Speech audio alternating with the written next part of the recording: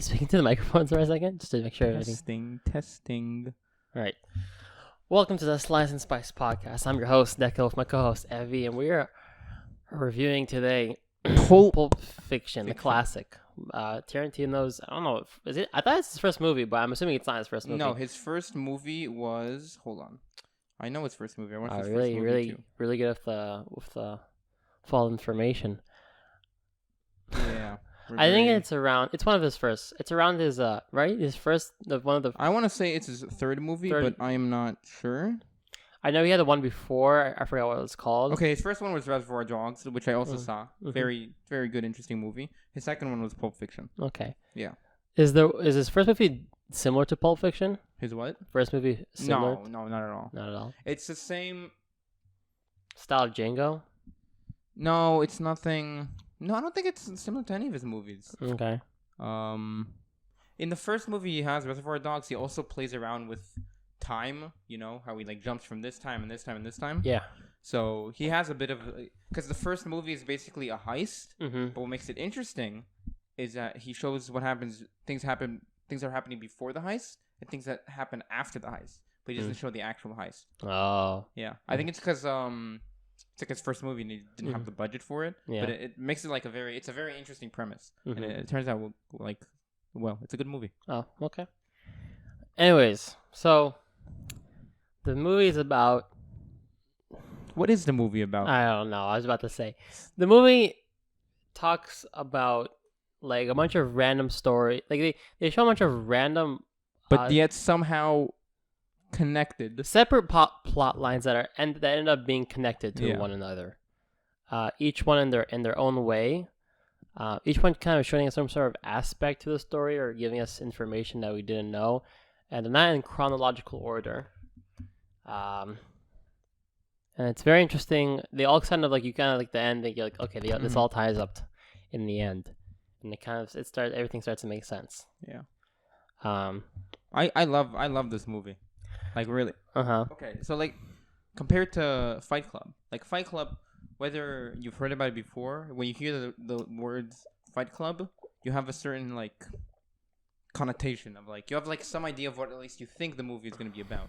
When you hear a movie called Pulp Fiction, what the fuck does like anything come to your mind when you hear Pulp Fiction? See, I had an expectation. Because I know I've seen Django. Okay, this is. Oh no, I've it's not like I haven't seen a Tarantino movie before. I'd seen this one, but like my point is like the title doesn't give anything away. That's true. So I like you don't know what to expect going in because the title gives something away. Then you watch it, and you're like, it's a very different movie. I love it though. I think it's a fantastic movie. Okay, so I'm gonna say that I was kind of going to an expectation of thinking this is gonna be a movie similar to Django. Like I don't know, some guy trying to much of badass shit happening, and like some like hero plot line, much of blood and gore and aggression, and it was not at all what I was expecting at all.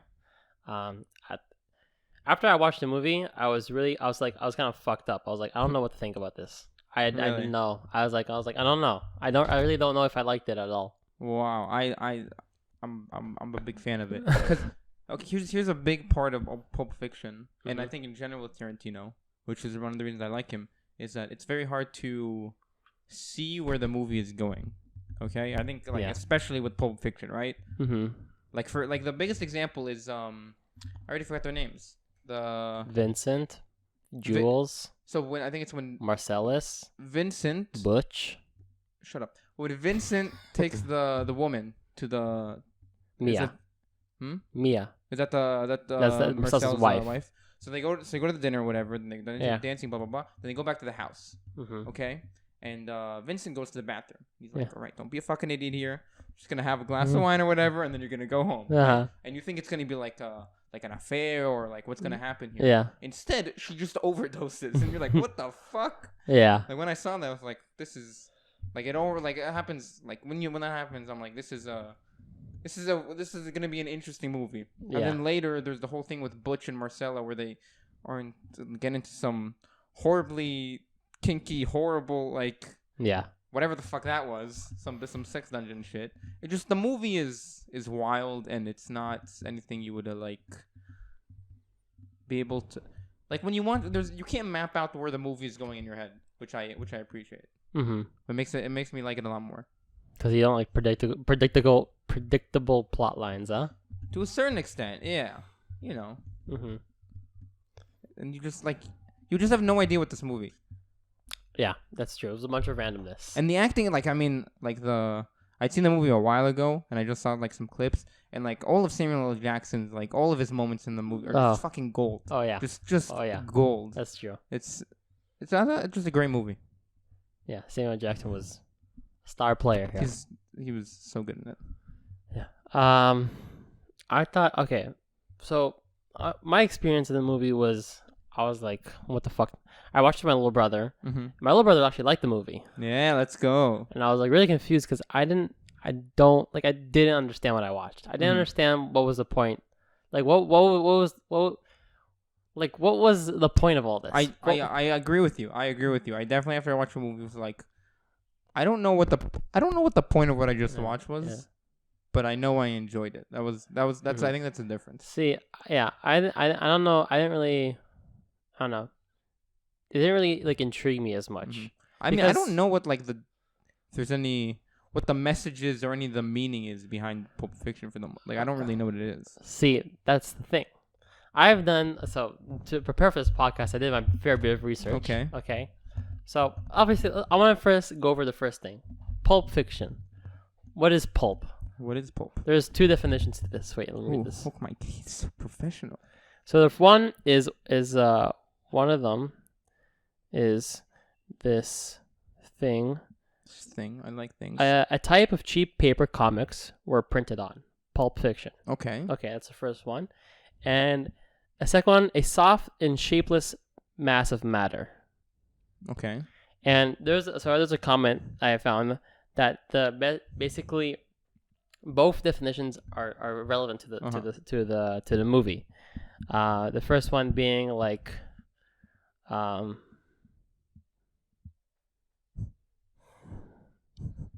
don't know. So no. I think okay. I don't know. Again. What's the first one? What's the first one? A type of cheap paper comics. Oh, that was the first one. Yeah. Type of cheap. Yeah, I don't know what that one is then. All right, I think I'm messing. Anyways, the second one. The second one I can get. Okay, is that basically Pulp Fiction is like a bunch of random shit happening, and it's basically kind of a reflection of what happens in our lives. That there's a bunch of random shit. Life is random. Yeah, that was one thing I could say. I was gonna say that you could take from the movie is it's very chaotic. Yeah, and it does show, I guess, the randomness of life. But besides that, I was like, I don't know if it's maybe that is the only point. Yeah. You know? Which but there was a lot of interesting things. Like, okay, so there's another thing I pointed out. Every single time Vincent goes to the bathroom, shit goes down. Yes. 3 times. Yes. 3 times in the movie, and basically, and it's very very interesting. Like every single time he goes to the bathroom, shit goes down. I think the Pulp Fiction, right? Vincent was reading something when he sat in the bathroom, right? Yeah. I think that was Pulp Fiction, no? Or no, what was that? Might have been. Yeah. What else is interesting? Right? Vincent dies in the bathroom. Mm-hmm. The guy, and there was the guy who almost killed him, but the bullets went around them. Yes. So he was hiding in the bathroom. Yeah. There's a very interesting parallel there. Mm-hmm. What else? Basically, someone pointed out how all the stories is a bunch of people who basically were given a second chance in their little episode, and each person realizing they got a second chance decided to take this and go in a separate direction. Like, okay. Okay. Wait. Let me try and explain this. Okay. Vincent and Jules both got a second. Vincent and Jules both got a second chance. Yes. The Jewel one is it's in your face. Yeah. He sees that he's been given a second chance, and he wants to take advantage of that. Yeah. He wants to change life. I don't see where this goes into Vincent or the wife. Vincent was also given a second chance. Okay. Well, he almost got shot, right? Yeah. But Vincent decided to be, it's just mere coincidence, and he continued with life, and then he ended up getting killed. Okay.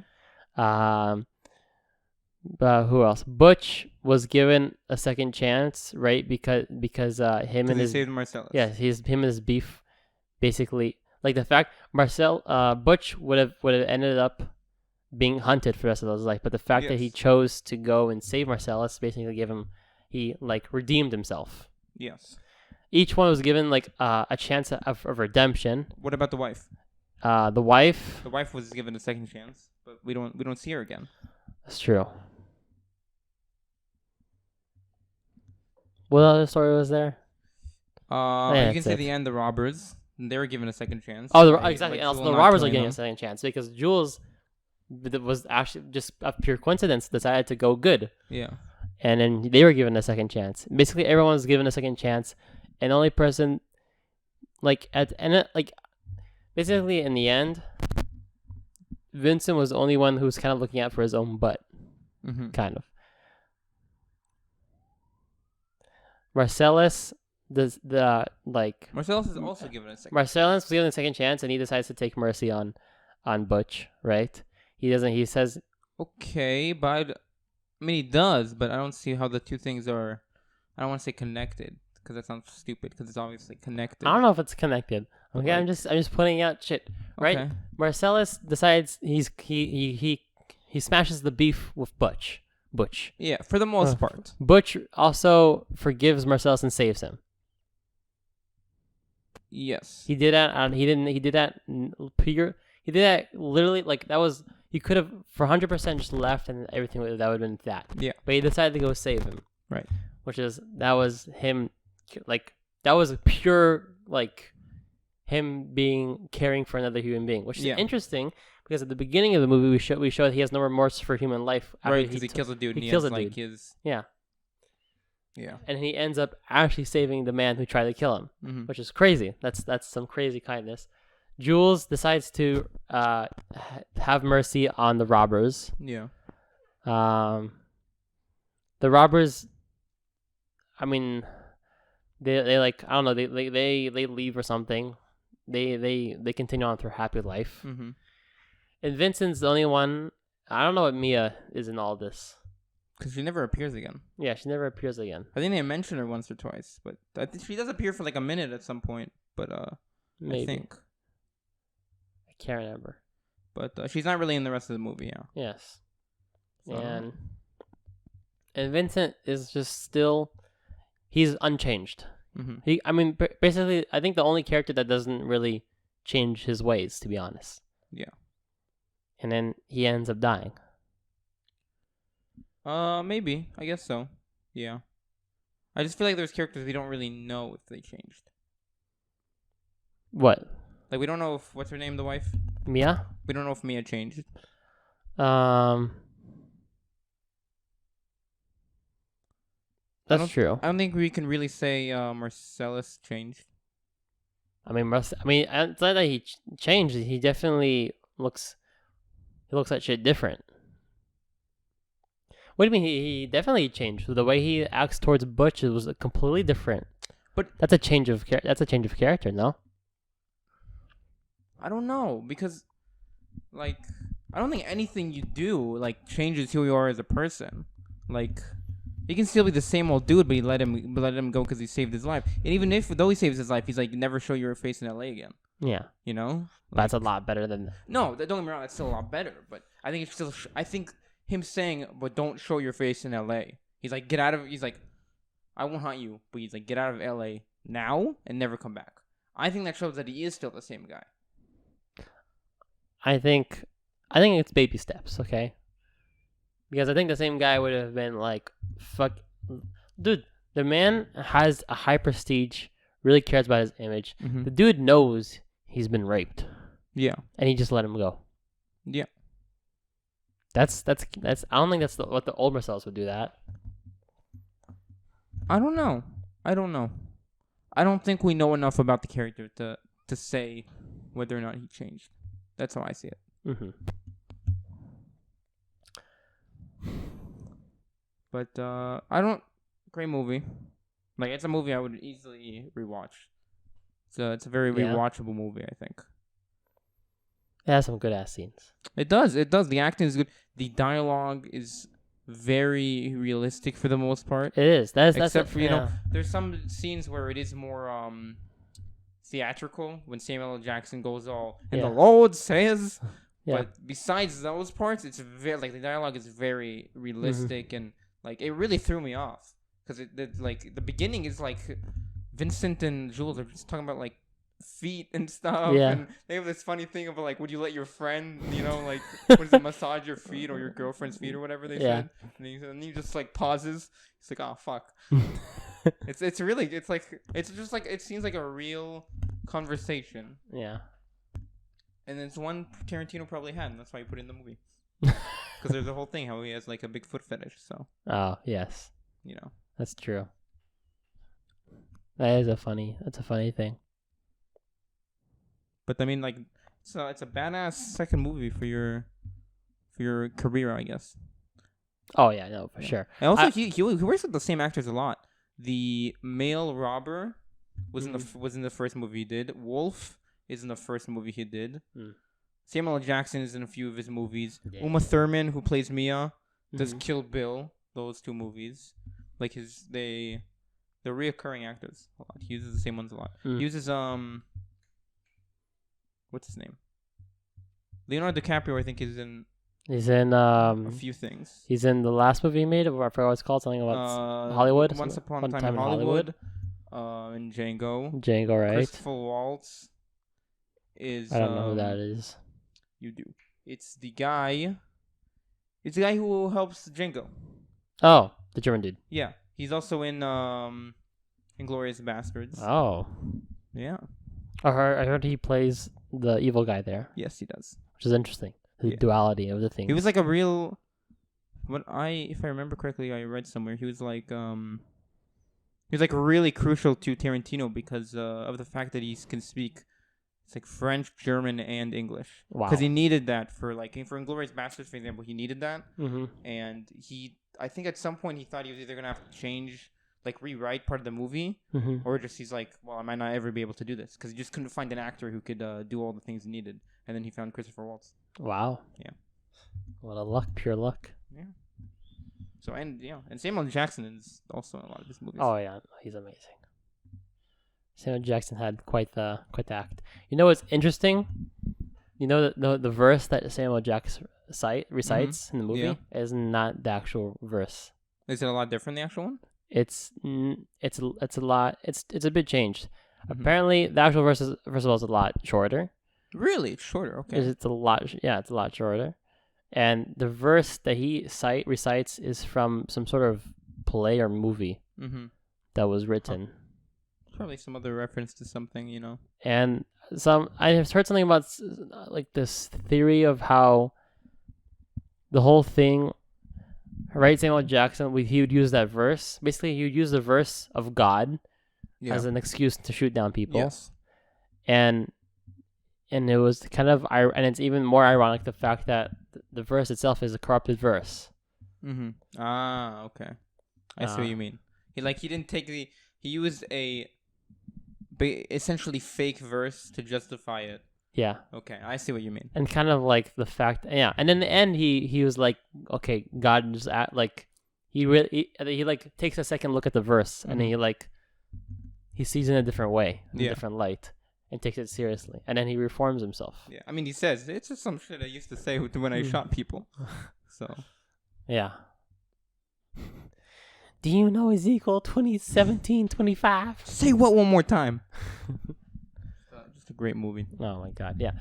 There's a lot of other notes I wanted to hit me with them. I'm curious for these notes. Okay. Here, let me look at what has the first thing. Okay. Oh, this is the comment I saw. The way I interpreted this is a comment I heard. The way I interpreted this movie is that all the characters are given a second chance at life somehow. Mia almost died from an overdose. Butch saves Marcellus and is forgiven by him, thus both of them getting a second chance. Vince and Jules survive a point-blank gunshot, and Jules forgives the two robbers at the end, having learned his lesson. Vince is the one who directly says his second chance was a mere coincidence and dies later because he didn't learn from his experience. Huh. Which is interesting. This is also another beautiful. Wow, Tarantino is a god.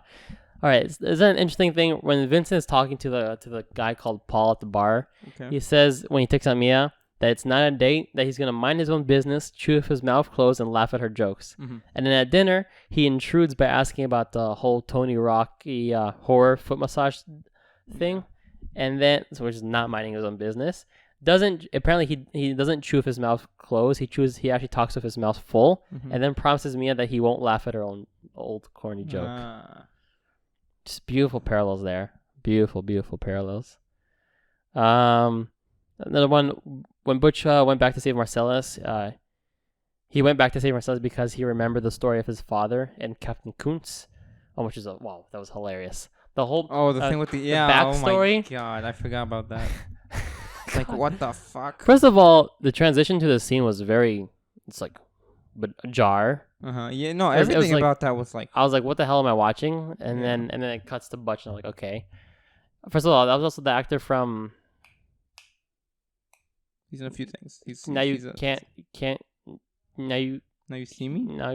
No. Catch Me If You Can. The Catch Me If You Can. The father. Oh, he is the father, right? Yeah, the father of him. Mm-hmm. Which is interesting. I saw the actor. But then the way he like talks to the child and be like, held it in my ass for 2 years. Oh my god. That was nasty, bro. That was funny. That was very comical. I like that. But it was unexpected. Mm-hmm.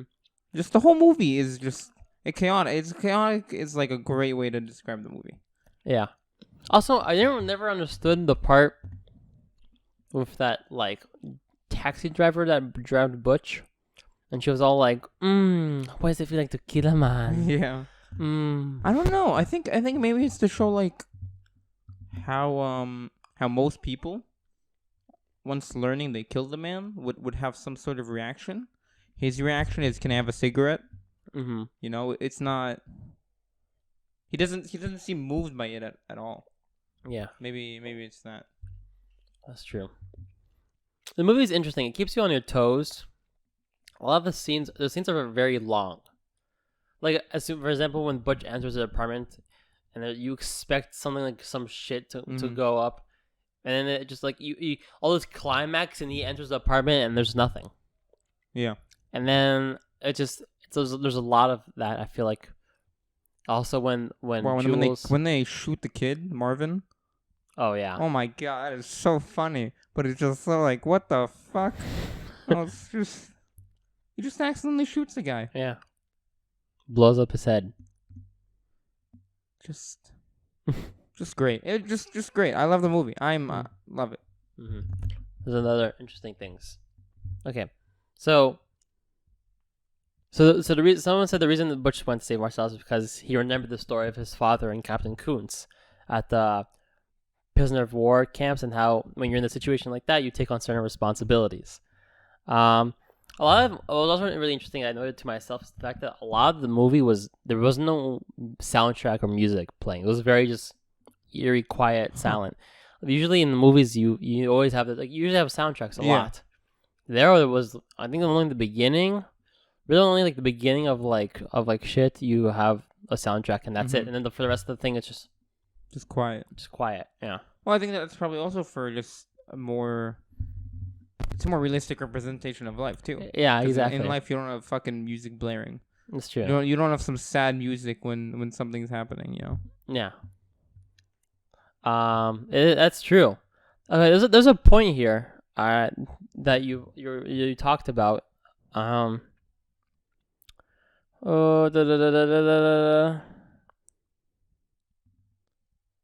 It's that the fact that the movie basically it takes important things and it trivializes it, and it importantizes in quotations the trivial. Like the shit that's mundane is very like becomes all of a sudden like has like this beam of light on it, like it's like on the spotlight. Okay. And the shit that's like very like you think it's like fucking crazy is just kind of like It's another day it's another day, you know? Oh, like the shooting Marvin thing. Like shooting exactly, shooting Marvin. Yeah. Like the fact that they care more about cleaning the car than the fact that it actually took a person's life. Yeah, like they don't give a shit about the fact. They care about the blood, not the the fact that they make a much bigger deal of the mess than the actual person that they just killed, or how, for example, with Mia. Mm-hmm. It's like the whole situation was kind of like when Vincent takes Mia after she overdosed to the drug dealer's place was all very he's like Vincent's asking for help, and all of a sudden the drug dealer is just randomly bickering with his like wife. Yeah, you bitch ass. And it just really puts things like on pause. Like it like slows shit down. Like things are like a lot more chill, and when things when they should be a lot more dramatic. Huh. I see what you're saying, but I don't know if that's. Because for example, I think you're right, but I think it's one-sided maybe. Like when Mia overdoses, like Vincent's he's like, bro, I need to save this girl. I'm about to get fucking killed myself. Mm-hmm. Like he's definitely not relaxed, you know. But that's true. But it's not like the people who the emergency, I guess, or like whatever happens is it's common or semi-common in their field. They don't care, right? Mm-hmm. Like when Vincent and Jewel have like accidentally kill Marvin. Yeah. Like, I mean, they killed the two guys in the apartment room before. Like they don't care, right? Because they're used to that stuff. Yeah. But like for example, the people at the apartment are like shooting they're shitting themselves. Mm-hmm. So it's like one sided is like chill, but the other side is panicking. That's true. But then I don't know. Like we're following the main characters, and like the way they go about things is just so like, oh, just another day, you know. Mm-hmm. Like even all the crazy shit that happens, it doesn't even feel that dramatic at the end of the day. Yeah, it feels like it really just gets passed by. Yeah, I mean the Marcel and the Butch is insane. It's fucking It's one of the craziest storylines of a movie. Yeah, I think that I've like bro, come on, that's some weird shit. That is true. That is some weird shit. That's just got some questions. Like that's what you come up with, Tarantino. I mean, like it's good, yeah. Mm-hmm. It all works out, but I'm just how'd your brain go there? You know? I don't even know who the hell that creep in the suit was. Wait, what was the point? Just some poor sap. Just some poor guy. I don't know. I mean, you can probably make some metaphor about it, how he got fucked by life so hard. He just kind of is like, yeah, this is my life now. I mean, I don't know. It's so weird. Dude, the man was fucking sleeping in the crate. It was very strange. Yes, that was a weird ass. That was a weird ass scene. But also someone pointed out very interesting about how things that are very intense in the moment are always overcut by some scene that's very calm. Huh. For example, when Vincent is taking Mia to the drug dealer and he calls him, and you see him and he's fucking driving super fast, and all of a sudden you just see the drug dealer just watching cartoons and he's like, should I answer the phone? I don't know. Or the scene where Jimmy, Jules, and Vincent were trying to clean the body and they're all like panicking, and they call her Marcellus, and Marcellus is just like, yeah, what'd you say? Us and Wolf. Yeah. It's like a bunch of like things, like the duality of like people like in a dramatic place, and someone else is just being and like. Wolf is a mellow dude. Dude gets down to business. Yeah. He doesn't panic. He's just like, he's just in there. He's like, I got this. He puts the team on his back for half an hour, and then he's like, that's it, I'm out. Yeah, which is interesting. And then who else? What was else? Oh, and how also Butch, like while Marcellus is getting raped, he takes his time picking his weapon. That's true, yeah. There's a bunch of like weird. Yeah, it's funny. It's like weird shit like that. Like he's just taking his time, and you notice that, and it's just like, it's so like something else is happening so dramatic, but he's just like chilling. See, yeah. What a good fucking movie. I don't know. What would you give the movie?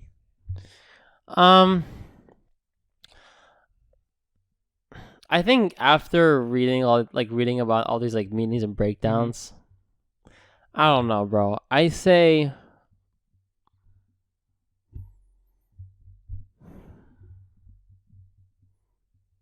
I think a 6. Wow. A 6? Yeah. Maybe if I watch it again, maybe I'll 7, but not no higher than a 7. I'm in shambles right now, bro. A 6? Yeah. Bro. You're tripping, man.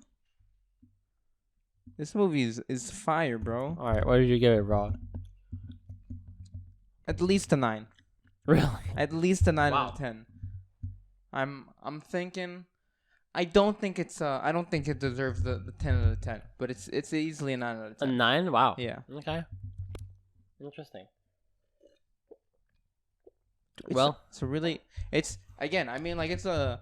It's a movie like more or less made in the lab for someone like me. Like it's a movie I would very much. I mean, there's a lot of people who love that movie. Yeah, no, I know. A lot of people. Yeah, but I mean, in general, one of the reasons I like Tarantino is like, for the most part, his movies aren't very, like. Not with the trend. Yeah, he follows his own train of thought. Which is refreshing, and like it leads to some crazy shit, and you're like, I didn't expect this, I didn't expect that. Like Django was a fairly standard movie. Yeah. But that's it. The rest of his movies aren't like. Oh shit! I haven't seen the rest of the movie, so. Like Once Upon a Time in Hollywood, it's kind of weird, and then the ending comes, and you're like, I know what's gonna happen in the ending, and then like something completely different happens, and you're like, what the fuck? Like, it really really threw me off, which I think was the whole point, because he's like, I know I'll get to the end of the movie, and he's like, everyone is gonna expect X to happen, because it happened, because it's based on a true story, very very loosely based on a true story, and then he just does something completely different. It's what he does with his movies. Interesting. I mean, I don't know. Maybe I think you're underrating it, man. Like it's really good. Maybe man. Watch it again. I'll give it a 7. But right now, I'll really give it a 6. I think you need to give it another watch. I'll watch that movie. I'll watch any other movie. That's just sacrilegious. That's bad. That's I literally take over. I'd rather watch Django any other day than Pulp Fiction. I'm not a huge Django fan. Really, I love Django. I know it's a very well liked movie. I don't know. I'm just not as big of. It's a good movie. It's nothing like extraordinary, I think. You know. I just liked it. I mean, it was very refreshing with all the gore and shit, and it was really funny. Yeah. No, it's a good movie. And it's simple. Yeah. It's really simple. That's my point, though. It's simple. Yeah. It's good, but it's also simple. Yeah. You know, but it's still like, you know, I'd give Django like an 8 out of 10. You know. Yeah. Oh, okay. That's still high. No, it's high. It is a movie I like. Yeah. But it ain't no Pulp Fiction. It ain't no Pulp. I don't know. Out of all the Tarantino movies I've watched, it's probably my favorite. I don't know how many I've really watched, though. Let me see. Reservoir Dogs is the first movie I've seen. Pulp Fiction I've seen. Those are 2. Glorious Bastards, Django, and Once Upon a Time in Hollywood. Yeah, I haven't seen like half of his. It's a lot of movies. I've only seen 2. I mean, it's like Jackie Brown, never seen. I don't even know what it's about. I kind of know what Kill Bill 1 and 2 are about. I've never seen it. Death Proof. Don't know what the fuck that is. And The Hateful Eight. Never seen that. So it's good though, man. And now he lives here. We should go see him. You know? See what? Tarantino, because he lives in Israel.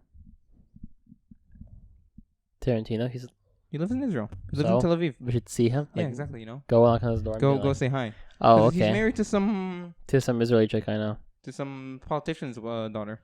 I forget who. Let's see.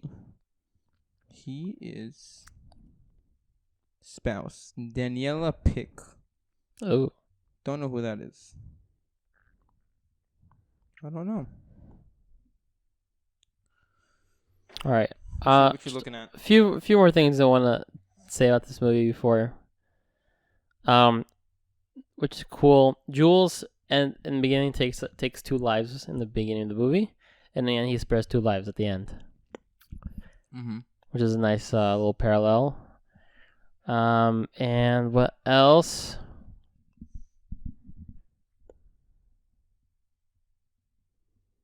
I think it's kind of interesting how all of Butch's ancestors, they went through hell to get that watch back. His grandfather, who was in the war, and his father, and then his Captain Coots. Yeah. And in the end, like, he went to go get the ring, even though it might have meant death for him. Mm-hmm. And like, in order to like follow down the path of his ancestors, it wasn't like it couldn't have been simple enough that he would just go to get the ring and then he would just kill Vincent. That's it. Yeah. It had to be crazier than that. That's true. It's wild that he goes back for it too, because like he knows how big of a risk it is to go back and get the watch. But in the end of the day, it's commendable. Yeah, it is commendable. Yeah. Bruce Willis is also good in it. Who? Bruce Willis. He's the guy that plays Butch. He's in Of course, his name is Bruce. It looks like a guy's name is Bruce. He's a very famous actor. That cool. I know he looks famous. He is the main guy in. I can't believe I forgot the fucking name. Die Hard. Don't know that movie.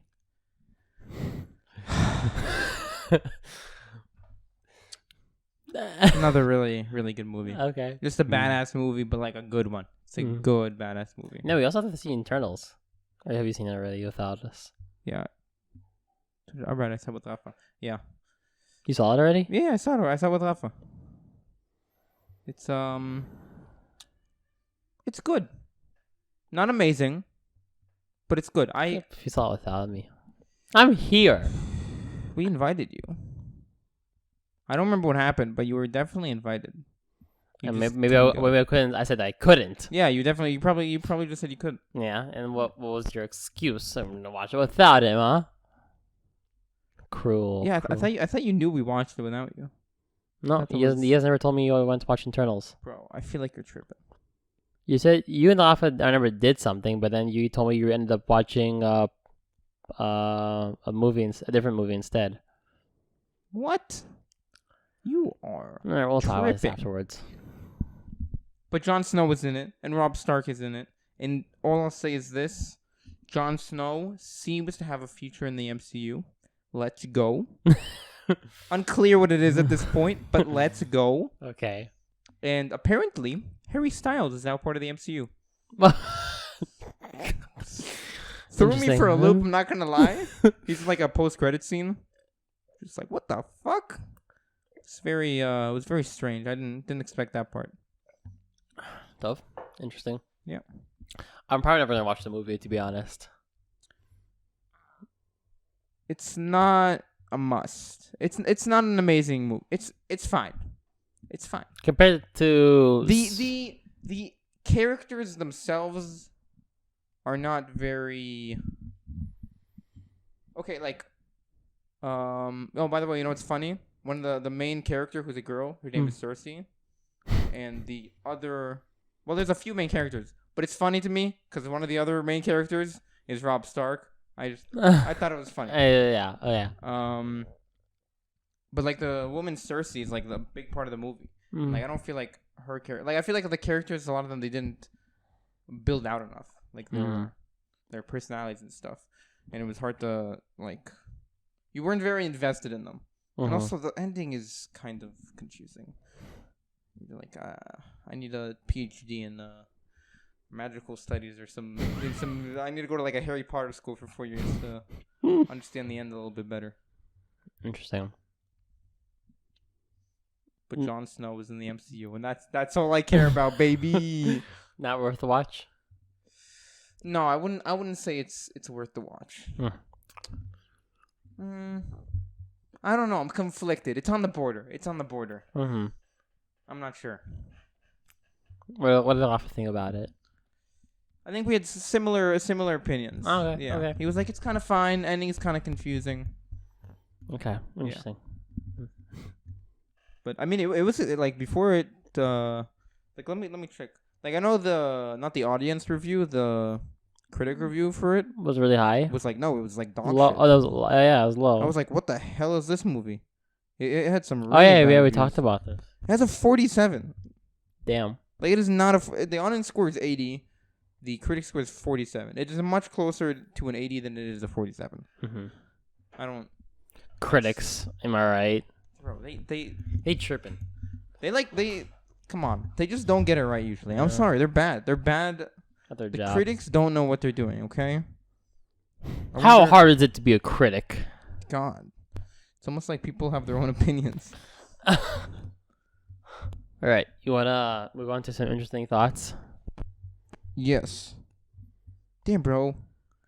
Fucking. Wow. They gave Fight Club a 79. What, critics? Yeah. Really? Audience scores at 96 through the fucking roof, but damn. Some of these movies, man. Just weird. Okay. Yes, okay. I need your full attention for this. Oh boy. This might weird you out. Weird you out. Let's do it, I guess. All right. First thing I realized like a week ago. About a week ago. You know, like we say that, but do you think the kids now say that? The kids these days, I don't think they know what that is. Like actually, right? Like if you go to like some 10-year-old right now, and you're like about a week. A 10-year-old. Yeah, like if you go to like a 10-year-old. Why would a 10-year-old know that? I know this when I was 10. Really? I think so. Interesting. My God. What about your little brother? You think your little brother would know? Yes, my brother. I would be very disappointed if my little brother. We should test it on my little brother. We'll see. We should. I think that. How old is your brother? 14. 14. That's good. That's good. That's good. We need a. We'll check with a little deck. Yeah. Okay. Okay. Anyways, I've realized. Okay. Girls. Okay, I like where this is going. Have a tendency to touch their butt. They have a tendency to touch their butts. Their own butts. Okay. Okay. Let me explain. Please do. I don't know. Please do. I don't know if I can explain this because this is literally okay. I lived for five, 6 girls for a year. Okay. Okay, and I only took note of this like about a week ago. Okay. But I have noticed this before. Like during that time, I really noticed that like sometimes just girls would just like put their hand on the butts. Okay, and that was the thing. I was like, I don't know, they're doing their own. And I would never put my hand on my butt because there's no reason. I don't know. Why would I never do that? Point. I agree. Yeah. Now. Yeah. Okay. But like, what made me note about this? Like, why I don't know why I took note about this, but I was at a gas station. I was filling up some gas. Okay. Okay, you know, as your boy do. And then I saw this woman. She like went into the gas station, and as she was going to the gas station, she just goes and just like kind of like puts her hand on her butt as she goes into the gas station. Okay. And I was like, at that moment, I was like, I just like wondered to myself, like, why do girls do that? I don't know. I have no answer for you. The first thing that comes to my mind is some of them have those back pockets, and But they don't put their hands in the pockets. They sometimes they even rub it. Like they just. I know what you mean. I know what you mean. And I'm like, what? I wish I had an answer for you, Deco. See, okay, you want to hear my theory? I'd love to hear. Yes, please. So my theory. So there's a whole thing of body language, right? Because this thing, I think it goes well with the whole body language things. Mm-hmm. There's talk about how sometimes women instinctively, like out of body language, will cross their arms out of sort of protecting, in quotations, protecting their breasts. Okay. And like, kind of in the way they feel like they get defensive, and that's what they do. They end up getting defensive. Yeah. So I was thinking, also in like it's kind of. This is my theory. I'm trying. What's the word here? Theorizing? Inverting and inferring. Okay. I'm inferring on this, but I feel like the situations where girls end up having their hands on the butt is situations where they're nervous or anxious. And that's just their body language acting out on this. What are you searching up? Did you do any research? I have done. I did do. Listen, okay. I did do research, and I literally found nothing. You found nothing? I found nothing. Okay. I was very surprised. I was very shocked. You might want to go on to private tab. Private mode. On those private tabs, you know what I'm saying? But I don't know. I saw this, like, I remember is, like, when I lived with girls, certain girls would do this a lot. I think it was, I don't know, like, it was, I feel it was just a body language thing. And then, I'm sorry, these answers I just found it's like a Facebook, it's something called Elvis Duran Show, some Facebook group or something, and they asked, why do women touch their butts when they stand up or sit down? And there's some really funny ones, but this one's the best. Same reason men scratch their balls, because you can. And then in parentheses, oops, that must be the rum talking. Oh well, it's 5:00 somewhere. That must be the what talking? That must be the rum talking. What the fuck? This is, I don't know, but I like it. I feel like you shouldn't. There's too many guys on the internet. They shouldn't be answering this question at all. But down that train of thought, I mean, if you're gonna find any juicy things, I don't know. It's just something. From what I see here, usually it has to do with the clothing of making sure it's upright or that it's not wrinkly, and I don't think it's. There's some just funny stuff here, bro. When you look up this type of stuff. Mm-hmm. So I think there's an article here by Beyondages. 10 important things to consider when grabbing a girl's ass. Oh yeah, I found a lot of that when I researched. Wow. I found a lot of that. That's informative. You're good thing we have the internet. Yeah. Okay. Yeah. Go ahead. So that's my theory on this thing. I'm gonna. Wow, I should have asked my girlfriend. I'm gonna ask my girls about this. Mm-hmm. And I want to see what their answer is. Single ladies, get back to us and let us know why. Yes. So, but down that same train of thought, I was like, okay, well, why do guys randomly put their hand in their junk, you know? I don't know, because I don't do that. I don't do that either. I don't know why guys do it. You know who else does it? Who? My dad. Really? So, okay, well, there's the obvious one where, like, just repositioning / it itches, okay? Yeah, okay. But I personally feel like there was many times when guys do it, and there's no apparent reason for it. I feel like some guys they're just nesting their hand there instinctively. Yeah, they're just like, a little bored. Let's I don't know. That's a good question because I don't know why. Yeah, at least the full reason, because there was what I said, which is at least part of the time, but I don't think that's all the time. So okay, so there's that reason. There's also the reason that's probably it's warm there. They were trying to warm up their hand. I think that's extremely weird. I think that's very strange. It is strange. But it's interesting. Some guys do it, some guys just don't. Yeah. And I did research on this as well. And this is the first thing I found on Google. The first answer, like Google showed me this answer. Yes, this is a very interesting answer. Guys, this is by Cosmopolitan. Okay.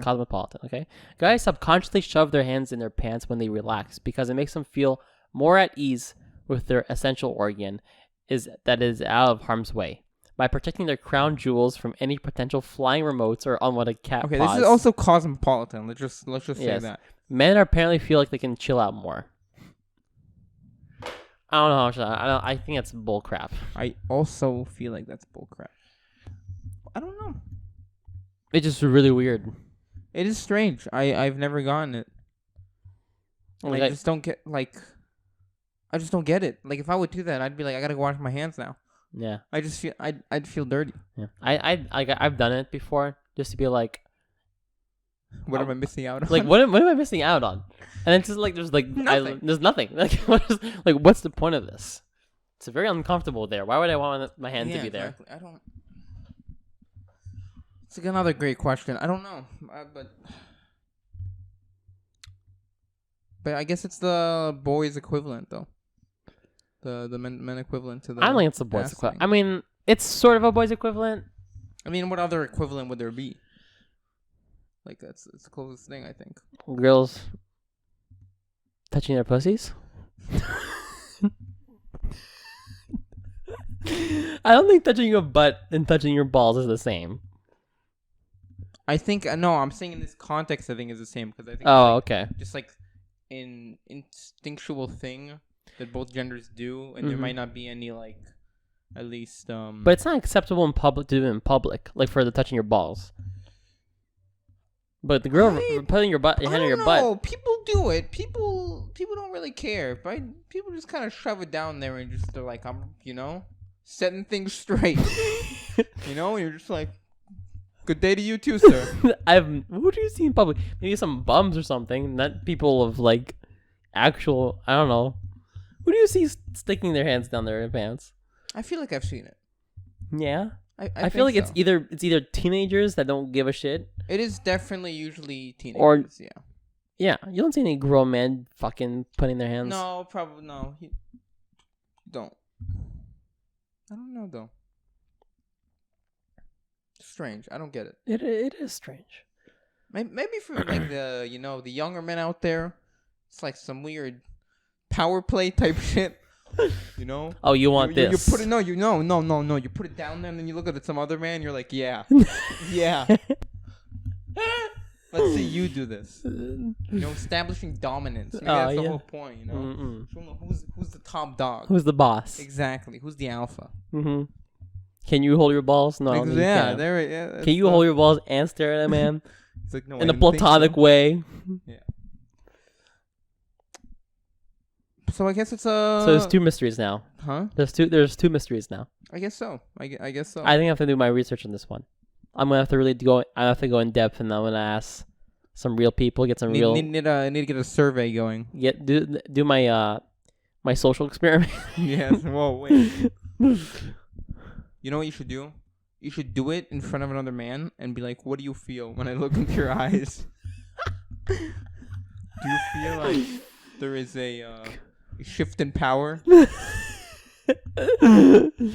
I mean, it is a power move. It's definitely a power move. I think so. I feel like people. I think the person doing it might think it's a power move, and I think the other guy just thinks you're a weirdo. That's what I think. Because when I imagine somebody doing that, right? You imagine them like spreading their legs, kind of taking up some space, right? Okay. You feel me? I feel you. Like people who do it, I feel like the people who do it are like people who like want or maybe want to, or just in general in their natural presence, they give off like this powerful vibe. I disagree. Or dominant vibe. I disagree. Yeah, have you seen? I think it's people that want to be perceived in some way as like the shit. But I don't think they are seen as the shit usually, and I don't think that helps them seem like the shit. You think people get laid with that? You think girls would look at that and be like, I'm not fucking this guy. I don't think it's a big thing either way. I don't think it really changes much. Really? I don't think so. I would definitely think twice if I saw a guy. It's kind of common though. Like you see it. It's not like once in a blue moon type of thing, Like I wouldn't say it's something you see every day, maybe, but I think it's different if you see it in public or if you see it in a different setting. What's the different setting? What do you mean though? Like a private setting, like I don't know, you're chilling with your homies or you're just chilling in a social group. Like doing it in public, that's fucking weird. I think. I guess so. I think even then it depends a little bit what setting you're in, but yeah. Like, if you're at some like nice restaurant, yeah, that's you're just like walking down the street. That is kind of strange. But I feel like I've seen that, man. I feel like I've seen that. Just really? Also it's probably kids, like some fucking 16-year-old who, cut the sides off with hair, so he thinks he's like the fucking man now, and he just like sticks his hand all the way down as he's walking down the street, like, yeah, I smoke cigarettes, you know. Maybe, I'm starting to convince myself it's like a dominance thing. Yeah. You know? It's kind of like the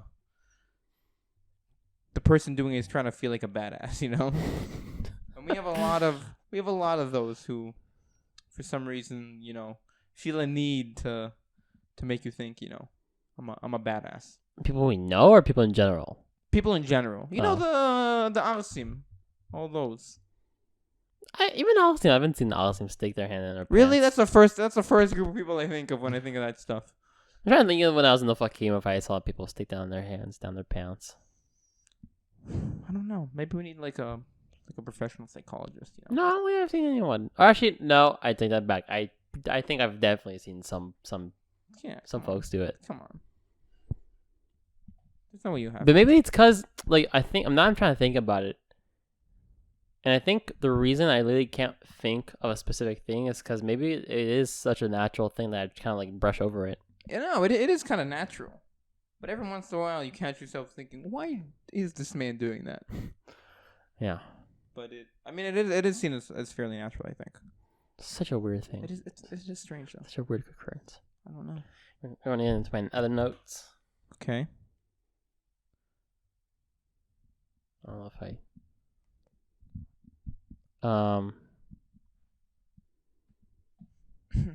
Okay. Let's just... I don't know what I want to do. Oh. Is it too juicy? Too much meat on the bone? Not as juicy as the one we just went over. Alice in Wonderland. Okay. Did you know... I've never seen it. I also never seen the movie. Okay. The book. You know, originally it was a book. Yes. Came out in 19th century. Okay, sure. Fucking the book. Mm-hmm. This book literally is like the shit. What do you mean it's the shit? Okay, sorry, let me rephrase. Yeah. It's a children's book. Okay. It's been analyzed in so many fucking ways. Mm-hmm. So many ways. So many people have analyzed it. Psychologists, mathematicians, like I don't know, all the ways you can analyze this book. Okay. It's been analyzed. The book mm-hmm. originally, you know how this book came to be? How? This man named I forgot his name. Nice. I can't believe I forgot. I'm really reading a book that's talking about this. Okay. This is a man who's a mathematician. Okay, I think he has an alias. He has an alias that he writes the book by called Kroll, but his real name is I can't remember what his real name is. By Lewis Carroll. Lewis Carroll. Lewis Carroll, I think is his alias. 1865 is when it was. Yeah. Written. Wow, I didn't realize it was that long ago. Yeah. Damn. Lewis Carroll, I think, is the alias. Basically, Lewis Carroll was a mathematician, and he was on a boat at sea with some other guy and his 3 daughters. Mm-hmm. And one of the daughters, her name is Alice, asked Lewis Carroll to tell him a story so that time will pass quicker. Mm-hmm. And basically, this man spits out the mythical, magical story of Alice in Wonderland. Really? Not obviously the whole thing, but basically the plot. Dang. And the girl loved it so much. He ended up basically writing like once he like got home, he ended up writing this book, writing out the book, and he wrote this book exclusively for that girl called Alice. Okay. Literally a whole book, Alice in Wonderland, literally for one girl. Damn. Only one girl. And a bunch of people were started to catch on, like the word spread and shit, and people like read the book, and they're like, "Wow, you should fucking publish this shit. This shit's good." Mm-hmm. And he ends up, and after like a lot of pressure, he even though he really wanted it to be exclusive, he ends up publishing this book, and it fucking sells, dude. This shit sells hard. It's one of the most famous books. It was literally translated like almost every language. Really? And the book, so there's a lot of interesting things. First of all, Lewis Carroll. Wow. The book has never been out of print and has been translated into at least 97 languages. Yeah. Oh my god. Its legacy covers... He published a sequel, huh? Yeah. Yeah. In 1890. That's true. Damn. What else want to say about the book? The book. What about the book? The book. Oh, sorry. Lewis Carroll, which is very interesting. He had a thing for girls. Oh, you don't say. He wasn't okay. So people, he like really loved. He said, this is a quote by him. He says, "I love children except the boys." Nice. Basically, it's said that he was writing letters to around 100. No, I think it was 50 or 150 girls. Okay, little girls. A lot of people theorize he's a pedophile. But people think that's absolutely bollocks, and this man just liked the little girls. I mean, listen. When you say I like little children, but not boys, and then you write a bunch of letters to a bunch of different girls, and then you write a book exclusively for a little girl, it gets you thinking. You gotta wonder. You gotta wonder. I mean, yeah. Very least. It makes made a lot of people wonder. But at the same time, when you think about it, back in that time where he wrote it, like that shit was acceptable. It definitely was a different time. Like nowadays, it's taboo to be with little girls. Yes. But I think there's also a reason, because I think usually most people who would happily be in contact with 100 different little girls, we the type of person who would want to be with those little girls. The thing is, you see what I mean? That's true. But the thing is, like all of those people who were like because this book was crazy. People like really like analyzed his life, analyzed the people, also interviewed the people who were like in his life, and there's never been any accusations of him like doing anything. I mean, that's good to hear. Misconduct. That's good to hear. I won't say I'm entirely convinced by that. But no, I mean, I don't know. I mean, I'd like to think he did nothing wrong. I would very much like to think I believe he did nothing wrong. I mean, listen. Innocent until proven guilty. Let's put it like this. Seems like he definitely didn't do anything, but if something ever came out somehow, I can't say I would be surprised after what you've told me. let's put it like that. Okay. You know? Yeah. I think that's fair. Because like nothing came out. It wasn't like 1865 or whatever. It was a different time in many, many different aspects. Mm-hmm. For all you know, he might have done shit back then, and it was like kind of just like moved on, and then like nobody made a big like. It's not like today, you know. Things are so much different. It is. So. I believe he was a good man. I hope so. Yeah. I didn't know this. It's so heavily analyzed. It was why? Why? Apparently, so obviously, this book is a kid's book. Yes. Okay. But it has a lot of like deeper meanings. Mm-hmm. And he like the guy who's like talking about the book and really analyzing the book as well. He's like showing all the analysts of what people analyze and shit. Okay. And the book is like has some like deeper ass meaning. Mm-hmm. There's an interesting part, for example. This part's very like people have analyzed it to a way that it probably wasn't as deep. Like it probably wasn't as meant to be as deep as it is, but people have found like deeper shit. Yeah. They have seen as and deeper things behind it that you can understand. So for example, there's a part where Alice is with the king, and this is random king. I don't know. I haven't read the book either. Or seen the movie, and the Alice is like, the king asks Alice, "Who do you see?" And Alice says, "I see nobody." And I was like, then King's like, "Damn, your eyesight's so good, you're able to see nobody," and then nobody's with the capital N. And it's kind of like it's like funny because it implies that it's a real person named Nobody. Yes. Yeah. But then. They're mathematicians, and also just remind you, Lewis Carroll was also a mathematician. Yeah. Mathematicians talk about there's this law in math where basically the easiest point to get to is 0 because forgot how they explain this.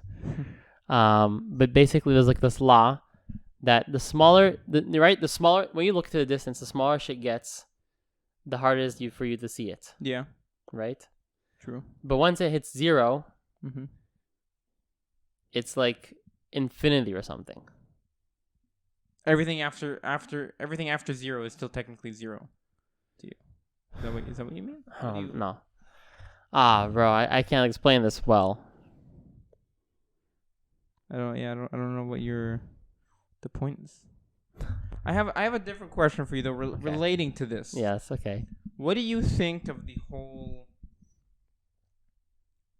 doing like a whole fucking 24-hour surgery on like one paragraph of text from like a book or a poem? Like, what do you think of like overanalyzing almost? Do you know what I mean? Because there's like in books and poems and movies and whatever, there's a lot of intended meaning, right? Some of it that's more hidden, and some of that's more in your face. Yeah.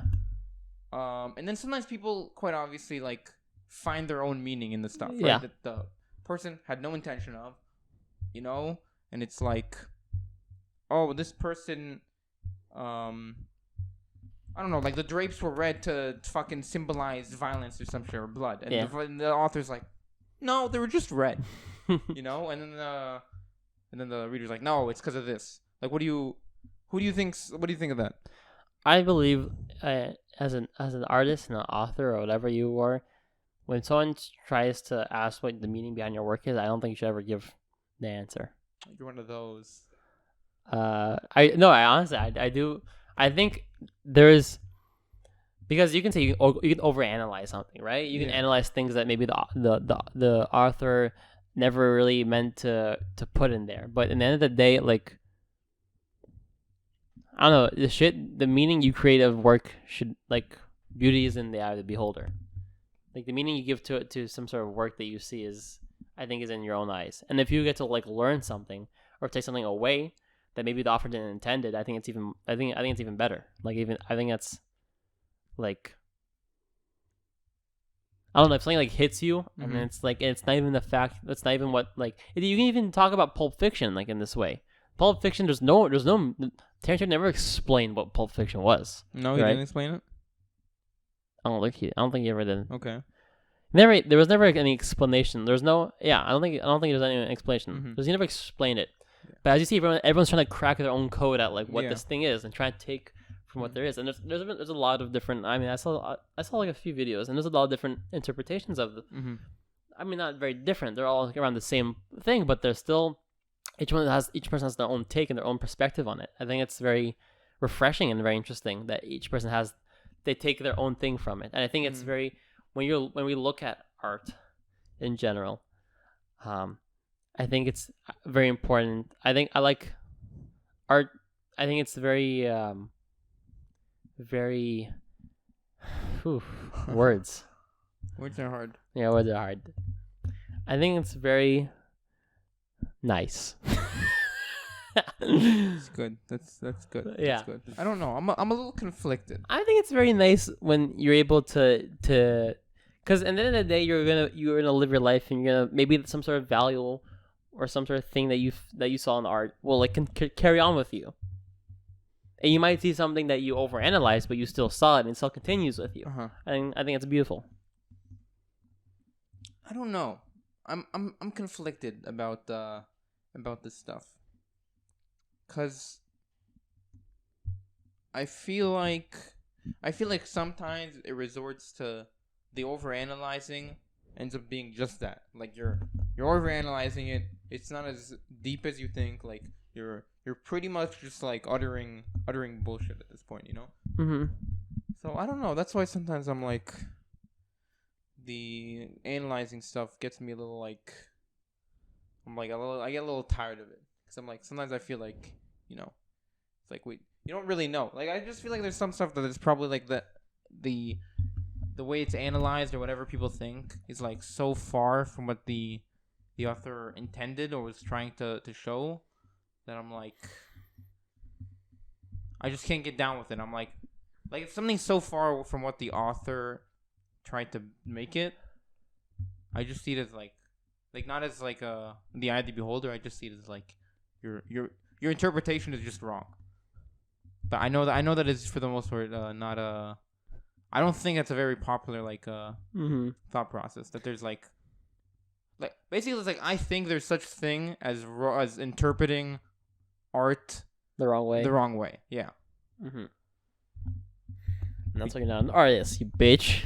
Maybe not. Maybe that's why. But I mean, there was like you can be an artist. I think Childish Gambino's the same way. Like he's he doesn't explain shit.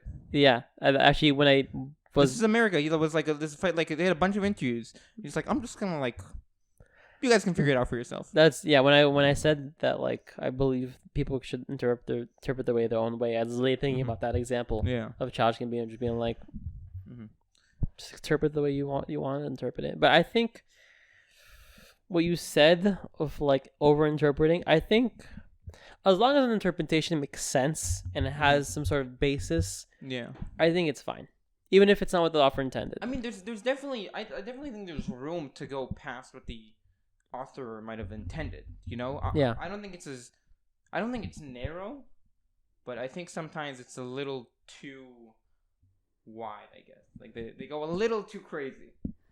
What you're saying, like this doesn't make any sense, or what? Yeah, or just like if it doesn't make any sense, simple and making it way too deep. I mean, but they can. And to a certain extent, again, that's the point. But you can do that. That's the thing. You can do that. I know. I don't know. I just sometimes I feel like you're interpreting something for the sake of interpreting it, and there's not actually any substance there. You're trying to make substance when there isn't. I think it's a skill, though. I don't know. I see that skill as bullshitting either yourself or others. At a certain point. What is bullshit? You know. What? Okay. What does that mean? What is bullshit? What is it? Explain that to me. That's bullshit. What you just said? That is bullshit. What is bullshit? It's like a con man. What a con man would say. Sorry. What was the thing you said before? Bullshit. I don't know. Interpreting something about interpreting. Something about you're saying that interpreting something is something about bullshit. It's just like I think sometimes people interpret something out of nothing, and I think that's bullshit. That is sometimes bullshit. Yeah, like not everything. What can actually? I don't think everything is actually up for interpretation. I think most things are, but like sometimes I just like. There's nothing there. You're digging and there's nothing there. I think everything is open to interpretation. Besides maybe facts, like the fact that I don't know 6'1" or whatever, however tall I am, that's not open for interpretation. Yeah. Although you can say the fact that some people are longer when they wake up, like when people after someone wakes up in the morning, they're longer. So maybe you might be taller than in the morning or something like that. Mm-hmm. But like facts, like how this is wood.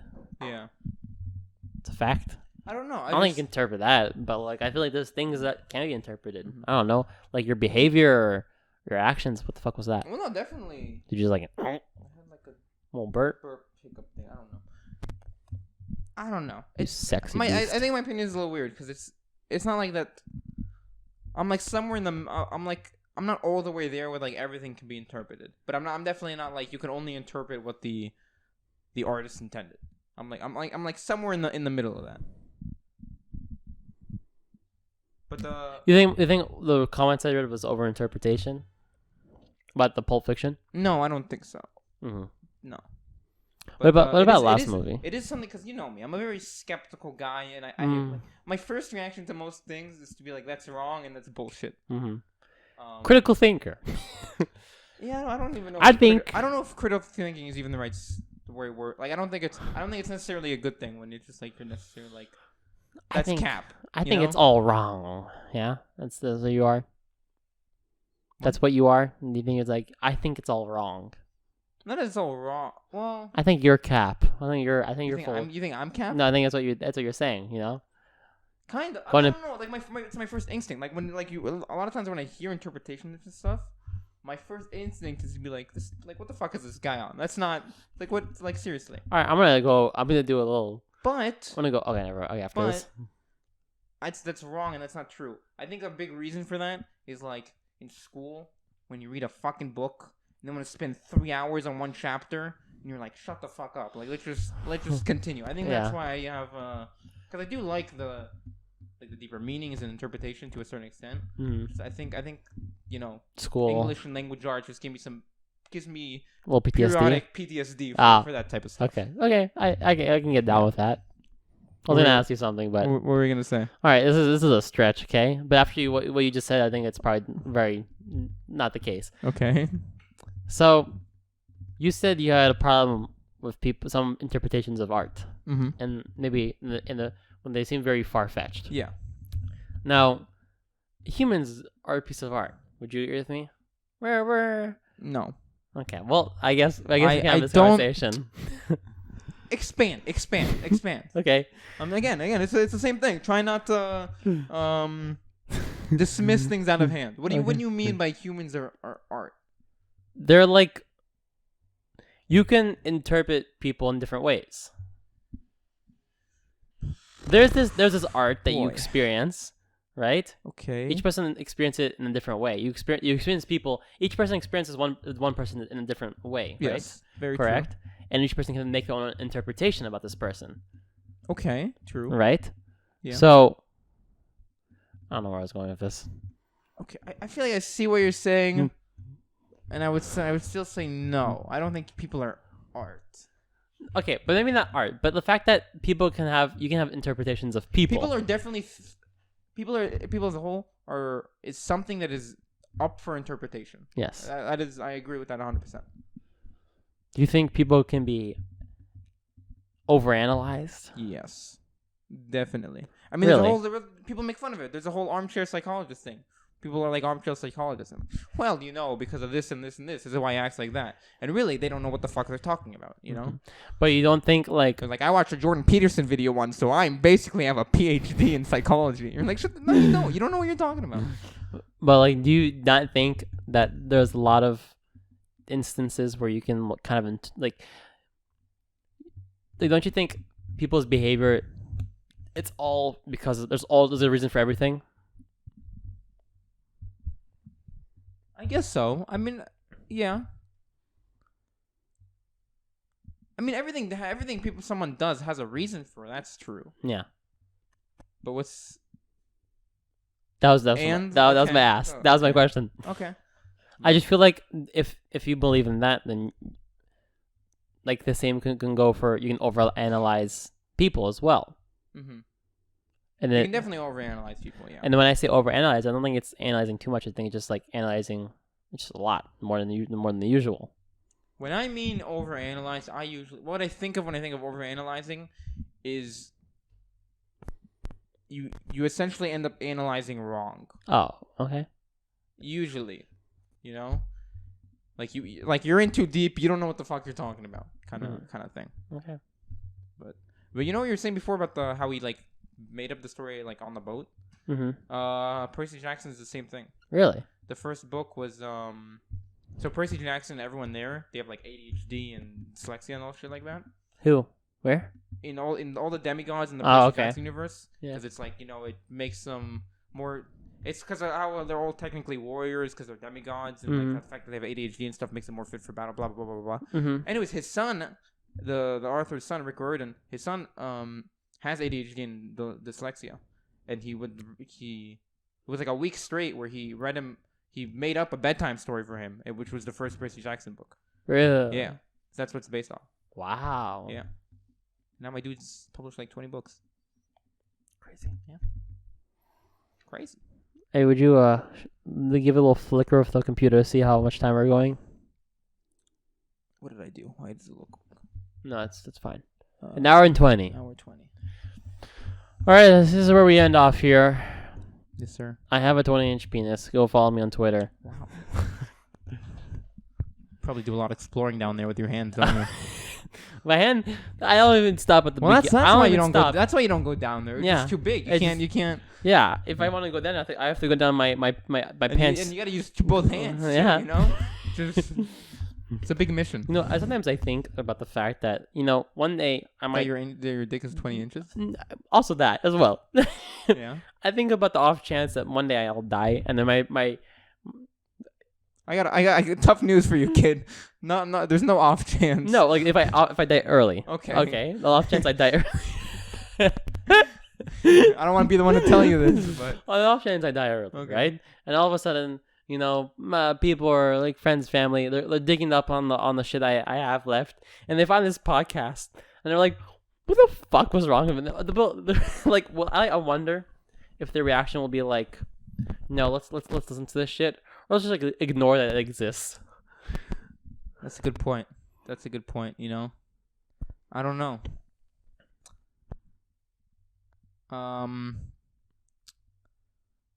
Well, I think it all depends on how many. No, I think it will be like Jordan's run on the Wizards. It will be forgotten. I think that's probably I think that's more likely. Yeah. Maybe your family has a sense of humor. Wow, I feel like you just roasted the shit out of your family. Oh my god, going for the jugular. What the fuck is that? My parents don't really have much of a sense of humor. Damn, bro. You gotta do them so dirty like that. Mom really does not have a sense of humor. Oh my god. Now they're definitely not gonna want to listen to this stuff if you die early, bro. Listen, I mean, we know. I mean, we know. We all tell it to her. Yeah, you don't have a sense of That must feel nice. Nah. Yeah. Maybe my brothers, my siblings. Mm-hmm. And my sister. Can't forget her. I don't know, Deco. You sound a little sexist to me right about now. No, actually, though, my mom is probably the unfunniest person in my family. But my sister is the funniest. Oh, okay. This is the funniest. Yeah, it's true. That's true. Even my little brother. My sister once asked my little brother. She was like, "Okay." My sister tried to get out of him who's the funniest in the family, but she couldn't, of course. So she asked him who's the least funniest, and my brother first said my mom, and then he said, I can't remember. I think he said, either my big brother or dad. Okay. And then he said the other one, and then that leaves just me and my sister. Oh. So we don't know who the funniest one is. Damn, bro. Yeah. You're up there though. Yeah. Oh no! First he said his mom, my mom, yeah. And then he said himself. Okay. And then he said, "Come on, bro." And then he said dad, and then he said my big brother. Little Deckle doesn't have that sense of humor, bro. He's sophisticated, man. He's a what? He's a sophisticated man. He's a sophisticated man. He doesn't drop the bomb on the laugh. He drops the bomb on the knowledge. You know what I'm saying?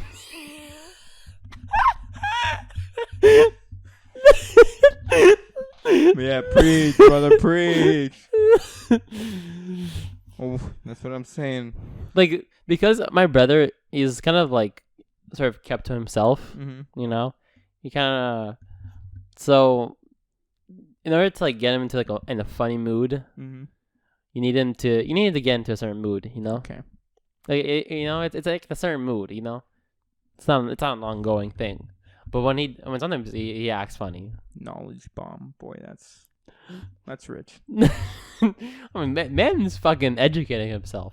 I know what you mean. My brother every once in a while drops in a whole not as much anymore, but would drop some knowledge bomb about some fucking World War I tank manufacturing. Yeah, but see, where your brother bullshit is saying some useless shit. My little brother is teaching my sister coding and they're fucking sitting their course. Damn, bro. Yeah. Old Deckle got a big brain, huh? He's got a big brain. He got a big brain though, bro. Big el braino. Big el cerebro. Cerebro. I think you've answered your own question from 10 minutes ago. What?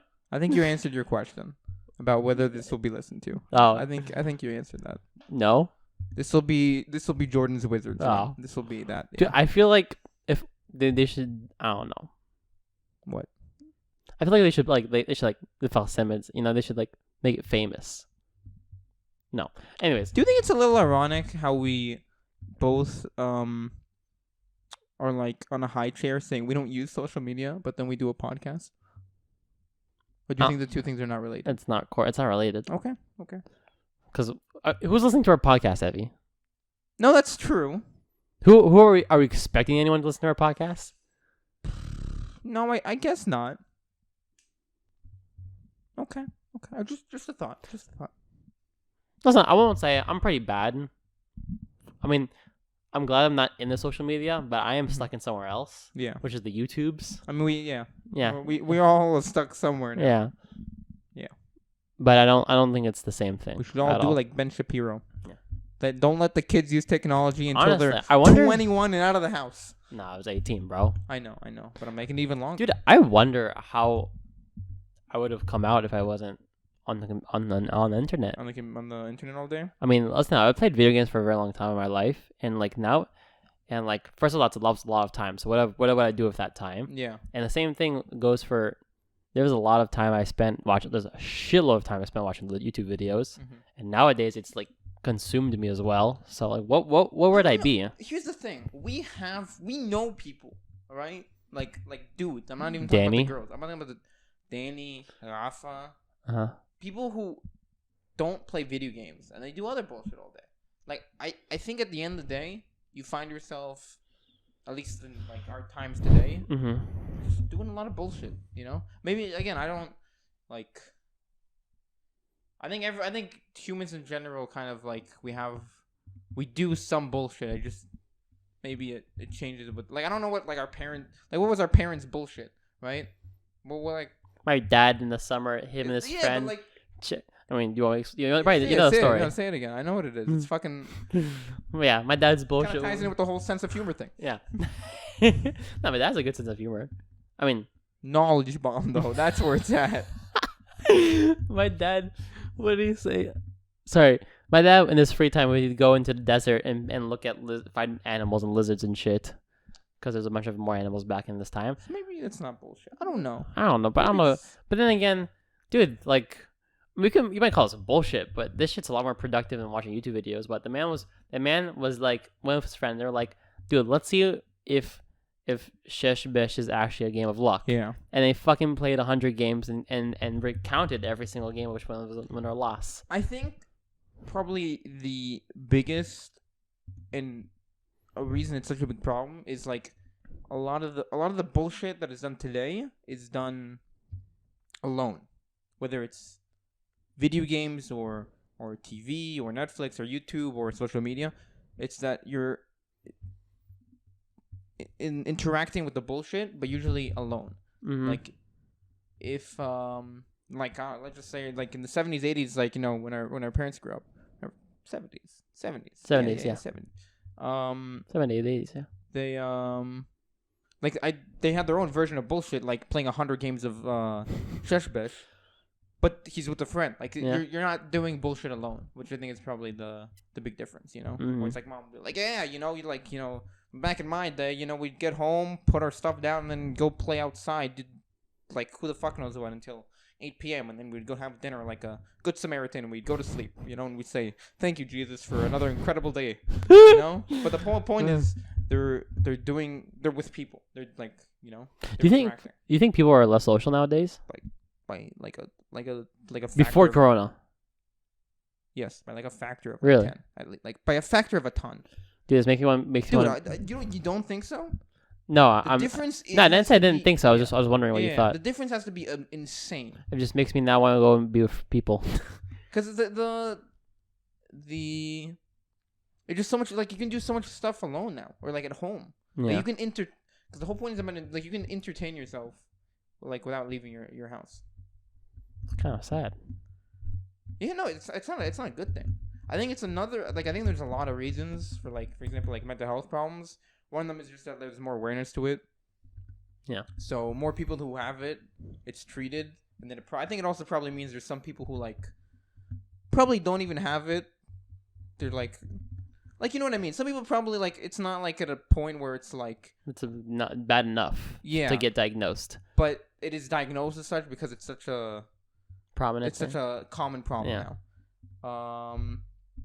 But I think a lot of people who have it now is because there's less human interaction, and like as humans, like you need human interaction, and when you don't get enough human interaction, like it like affects you mentally, you know. That's true. Also, because there's also like factors, like if for example you're not seeing people, probably because you're not going outside. If you're not going outside, you're probably also not getting vitamin D or whatever it's called, and there's like multiple factors and stuff like that. Getting that vitamin D.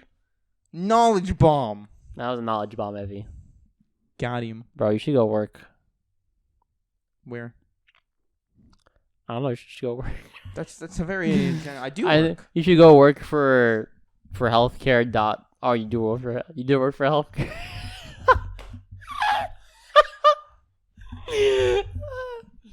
It's funny. Was that joke on purpose, or was that? That was that. Oh, your brain just farted. Okay. Yeah.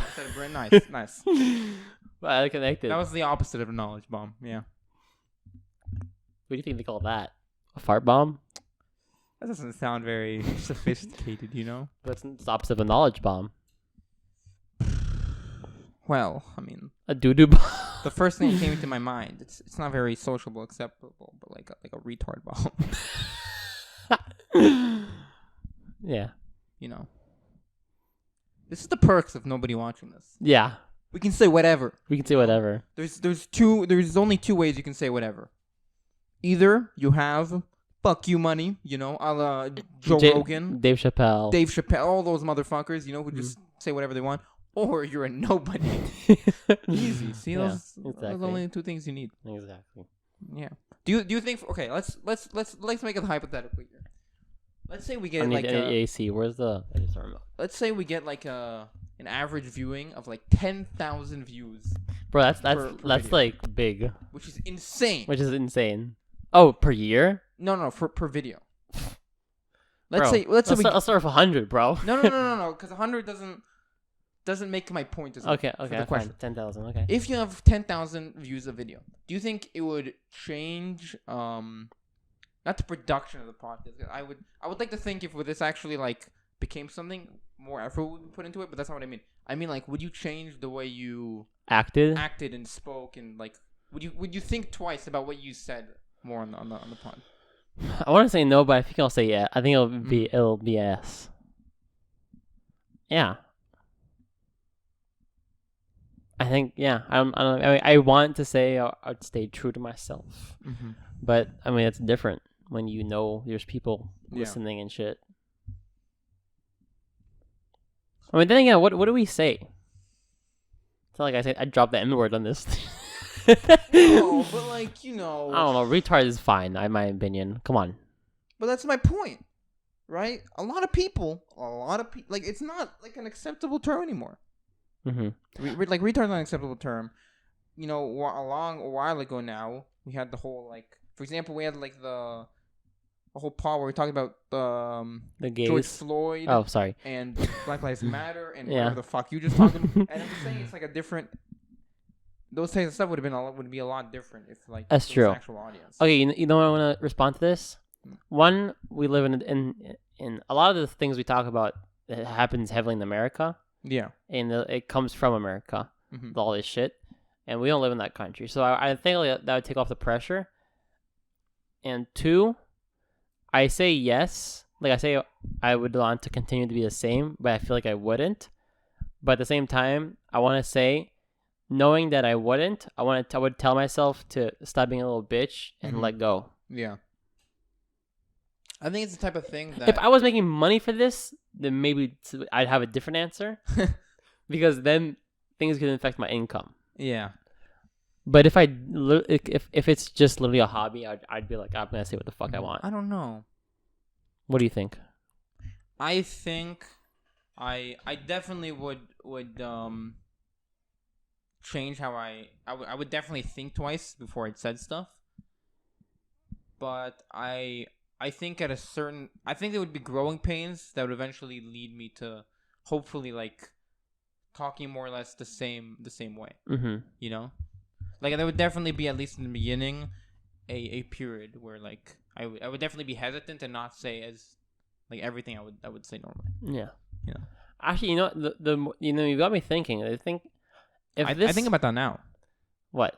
Because like this shit's like on the internet, right? Nobody watches this shit, right? But what do people always say about once you put something on the internet? It's there forever. Yeah. Then again, I mean, again, it doesn't mean anything would ever actually happen to it. Everyone would pick it up, but literally just like the fact that it's out there, it's technically forever now. You know, it's the type of thing that has me thinking sometimes. That's true. Like I do think about like, what if one day some shit happens to me? Yeah. And then people are just like, let's dig up on him. Exactly. What happens if you someone blow up for some shit? You know, you're like, this is Guru Deco with another video about whatever. Yeah. And they just find some shit, and they're like, look what he said, when he was 17. Let's cancel him. So. No, I think about that. That upon that point of essentially becoming internet famous, I think I would probably stop. Really? You'd stop doing the pod? I don't know, actually. You know what? I don't know. Do you feel like if you would... you feel like if it affected the way you performed and talked, you would stop? No, I'm not talking about that. I'm talking about the fact that I guess I don't really want to have now start a following, I guess. If this shit got too big, I might be like, I think it's time. I mean, maybe it's time we stop. I don't know. Really? Huh. Because a lot of times, you once told me about this too. Like, you're like, I'd love to be rich, but I would hate to be famous. Being famous sucks. Being known seems fun because there's a difference between being known / a little bit famous, I guess, and and famous. When you're a little bit famous / kind of known, let's just say YouTubers. I think YouTubers of mid-size is a great example. Every once in a while, someone recognizes you and they're like, I love what you do. Mm-hmm. That seems great. That seems like it. Think about it. If whatever craft you do, let's just the pod. In 10 years' time, you randomly walk down the street every once in a while, and then someone stops you. You're like, I love the pod. That's the type of thing that probably makes you feel amazing and very satisfied with doing it. Yeah. And the type of thing that gives you more drive to do it again. But when you get to a point where anytime you go out, for example, somebody will recognize you. Mm-hmm. At that point, it just seems that's bad. That just seems like you can't because you can't live a normal life at that point. Yeah. It's beyond being recognized for your work. You're you just can't live like a normal life. A lot of super famous people always talk about it sucks. You can't do anything. It's I know with Michael Jordan, for example, that's athletes a lot of times. I know some of them they practice, they play games and stuff, and a lot of times they're just home or in the hotel rooms or whatever. Because if you go out, you're just mauled by people. There's people everywhere, and it sucks. You can't live a normal life. So it's scary. Yeah. But then again, probably we don't have to worry about that. No, I think we're fine. Yeah. We're fine. Speaking of basketball, you know what I want? I want a jersey. You want a jersey? Yeah, I'm thinking maybe about ordering one. I've thought about that for a while. Either getting a Curry one or a Wiggins. So Andrew Wiggins. You want to get a Wiggins one? What the fuck? Yeah. You're a weirdo, bro. I don't want to be basic. Okay, Curry. Oh, everyone wants to get Curry. Bro. But whoa, Wiggins. You're a special man. Dude, you are if you went to most NBA fans and you're like, I want to get a Wiggins jersey. Dude, Wiggins is fucking hot. What are you talking about? They'd be like, what the? Dude, Wiggins is hot. He's fine.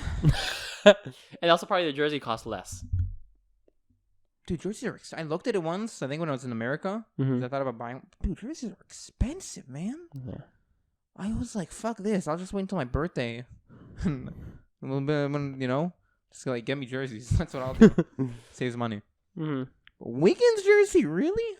The only Westbrook. That's my point. The only jerseys I would just do not want is James Harden and Russell Westbrook. Really? Those two refuse. Take it back. I don't want them jerseys. Dude, speaking of Russell Westbrook, they have really good. First of all, he's fucking. Oh my god. Sometimes he flukes. Man, fucks up. But he has really good chemistry with KD. Not KD. AD, sorry. He does not have good chemistry. He has their moment. They have their moments. They don't have. They don't know. No. I watched Lakers are a pretty bad team. This season. I watched a quarter of one of their games the other day, and it was just horrible. Their offense looks disgusting. It looks so bad, and it just Russell West. They just shouldn't have traded for Russell Westbrook. It's a horrible fit. Mm-hmm. It's just not a. It's LeBron's also out, which is part of the reason they're sucking because they rely so heavily on him. But is he injured? Yeah, but just Westbrook is. I've never been a Westbrook guy. He has a history of just being the opposite of clutch, just choking in big moments, and he's not a good shooter, and he doesn't fit with AD and LeBron. I didn't like the team going into the season, and I've been proved right so far. Mm-hmm. All right, I have a question. If you wouldn't, if not a Curry jersey, and not Klay Thompson, what jersey? Fuck! I didn't think you'd say. I did not think you'd say that. I really didn't think you'd say Klay Thompson. Come on, I know. Klay Thompson's the jersey I want more than anybody. What? Klay Thompson's my favorite player in the NBA. Really? That's the jersey I want more than anybody. Oh. I am in love with Klay Thompson. Okay, if not Klay Thompson and not Curry, who would you get from the Golden State? Oh, from Golden State?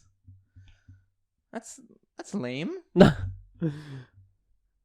Wiggins are green. But that makes a horrible point. You're making a horrible point. If not from Golden State, like, okay, if not the best players, who would you get on the team? Wait, you can do that on any team. If not Klay Thompson, not Curry, probably Luka, right? I don't know. I don't know who I'd actually pick. I don't know if Luka. I don't think Luka. Really? Who would you Maybe Luka.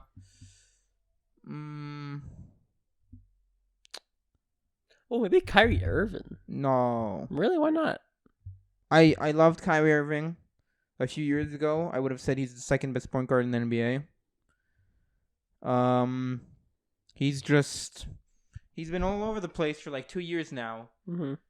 And I don't know. I mean, he doesn't play this. He hasn't played this season. You know this, I think. Yeah, I haven't seen him play. The whole vaccine weird thing. But you don't do that for how they play in the season. You do it. You buy it for the memories or whatever. No, but true. I get what you're saying, but like, he had that amazing season in Cleveland, and he had the shot in the finals against Curry. Mm-hmm. And since then, after that, he had one more year in Cleveland where they go to the finals again, and they lose to the Warriors. Mm-hmm. And then since then, his career has been a shit show. He goes to Boston. He's injured or something. He has like a surgery, so he's out the first season. He comes back the second season. They're a shit show. They have horrible chemistry. They suck. Mm-hmm. And a big part of it is because of him, because he's not a leader. He's not good there. Then he goes to the Nets. He also there, like the coach is fired like in the first half of the season. Just he seems to have a horrible He seems to have a negative impact on the team. Really interesting. Despite the fact that he is he's incredible to watch. He's incredible. Yeah. But he just seems to have. There's when I think of Kyrie now, there's too much bad associated with him after things that happened in Boston. Now in I see. In Brooklyn. All right, I'm trying to see here who I would take. Yeah. Because I'm also thinking about it. I'm like, okay, if I don't get a Curry one, who else would I want? So a name that came to mind was Jokic. He was the MVP last year. Jokic, what team is he on for Miami? Denver. He was a guy like, man, you're an asshole, bro. Saying like, all I want is a Klay Thompson jersey. I know. I want to know. I wouldn't mind a Butler jersey. I respect Butler. Oh, Jimmy Butler. I think he's been underrated for a long time, getting some love. Love his name. It's funny as hell. Dude, where the hell is what team is what's his name? Kawhi. Kawhi's on the Clippers, but he's injured. Donovan Mitchell. I would get a Donovan Mitchell jersey. I actually don't know who that is. Fire, bro. What team is he on? He's on the Jazz. He's the best player on the Jazz. He's fire, bro. Jazz. I don't watch the Utahs. Dude, who would you get from the Wizards? Beal? Yeah, definitely. Oh, dude. Yeah, they're a good team, bro. They're good. Oh, dude, they're winning. Got a lot of players. They're winning, dude. And Dani Avadia, dude. Yeah, he's playing well. Dude, they got a good team. Yeah. You know what they did? They traded Russell Westbrook. Just saying, and now they're the first seed in the East. I feel like there's, some connection between Russell Westbrook leaving and somehow the team he leaves doing better. Mm-hmm. Just saying. Dude, what do you think of the player Steven Adams? Of Steven Adams? Dude, he's a tough motherfucker. He's a tough guy. He's also like a really. Supposed to be like this really like nice sportsmanship like guy. He's cool. Yeah. I don't know what else. He's not like a star or something. Yeah. But he's cool. You know what I've seen? Draymond Green saving a lot of people. What did he do? Saving like sorry. There's been a lot of instances where Draymond Green has like saved other players from from an injury or something. Really? That's ironic. I know, it's because he's it's funny. The Nutcracker. That's who he is. Yeah, there's like he's saving like opponents that literally about to fall. Like, Steven Adams has the same thing. Oh yeah. Steven Adams Yeah. has there's a lot Although of Steven Adams is also like fucking hospitalized some people as well from like running into him. That's just he's big. Yeah. He's so far removed from a dirty player. He's like the opposite. Yeah, but what he saved, I know he saved Klay Thompson from an injury. He saved some other. He saved some other few other players as well from an injury. I didn't know that. He like literally caught them before they fell. But Steven Adams, he's from like New Zealand. Yeah. He's like 7 siblings, and one of them is like an Olympian. Yeah. Oh yeah, I remember you told me this. Yeah. Yeah. So honestly, if I have to get a jersey, it's gonna be either Curry. You're weird, Wiggins. What the fuck, Wiggins? Okay, fine. We'll get a Wiggins. Fuck you. I'll get Curry. Just weird. I'll get Curry one, bro. 30. Okay. Get 30 on my back. I respect it. Dude, I'd love a fucking Curry jersey. That'd be nice, bro. That'd be nice. I didn't like realize how much I wanted one until I saw a workout video where the guy was wearing a bro, jersey. If you order jerseys, tell me. I'll get with you then. Yeah? Yes. Maybe that'll be my Matanata Goose. Maybe that'll be my Matanata Goose. Oh. Yeah. Although it costs a lot of money. Is it really worth it? They're expensive, bro. Yeah. I don't know why. Also, I don't know. Like, dude, I have a Curry jersey. You know, I show up to the court. I don't shoot no threes. I ain't living up to the name. That's fine. I mean, really, you should get like Giannis. Giannis is a Oh, lot better. dude, for you. That makes a lot of sense. Yeah. Oh, dude, actually, that's a good idea. But I don't really like their colors. Fucking what's this? Wow, forgot their Milwaukee, the Bucks. Yeah, their jerseys aren't very. The Warriors have a lot of really nice. No, the Warriors have good jerseys. They have good jerseys. They have really nice jerseys too. Yeah, that's true. Yeah. Antetokounmpo. Yeah. For how many rings do they have? One. Nice. The whole. I mean, the whole team franchise as a whole, or the team. No, they have 2, I believe. They had one really? in the 70s, I think. It was with Kareem. It was Kareem and Oscar Robertson. Kareem. Let's see what year. I want to say 73, but I have literally nothing to back that up. Okay. Giannis, do you think they'll get to the finals this year? Are they still strong? So they're injured right now, which is why they're sucking. They're like 12th. Oh. 1971. So close. Mm-hmm. So close. Middleton's out right now. Brooke Lopez is out right now. I think Drew Holiday's out. They're all out? Like a lot of their players are either injured or COVID-related absences. Like either they have it or they have to be in quarantine. Like really? For a bunch of reasons, they have a lot of guys out. Uh-huh. So they're like the 12th seed right now. They're not very good right now. But once they get healthy, they'll be good. This year's tough. So this year, it's tough. The East is like really good this year. Mm. So the East right now, I would say Miami is a real threat to beat them in the to get to the finals instead of them. I think Brooklyn, as long as you have KD, they're a threat. Dude, Brooklyn lost hard to the fucking Warriors. Yeah, they'll be fine though. They'll be fine. I don't think Wizards are an actual threat to get to the finals. That would be fucking bonkers. There's no I refuse to believe it. Wizards? That'd be insane. That'd be you ridiculous. Don't know. Chicago is an interesting one. Bulls? Because the Bulls are playing really well. I mean, they beat. They beat. I can't see them as like a finals team because it just seems like it almost seems too soon for me. But now that I think about it, it doesn't really make any sense because all their guys. Who's on the Bulls? Levine, Lonzo, DeRozan, right? Vucevic, but all their doesn't actually make any sense. Lonzo Ball, because they're all been in the league. Like it's first year playing together, but they've all been in the league for a long time. Vucevic is like 30, Levine's like 26 probably at least. Really? Lonzo's like close to that age as well. It's Levine's probably like 24 crazy. 26. Levine's also DeRozan's like 30 something. So they're all old, and they have Caruso the GOAT.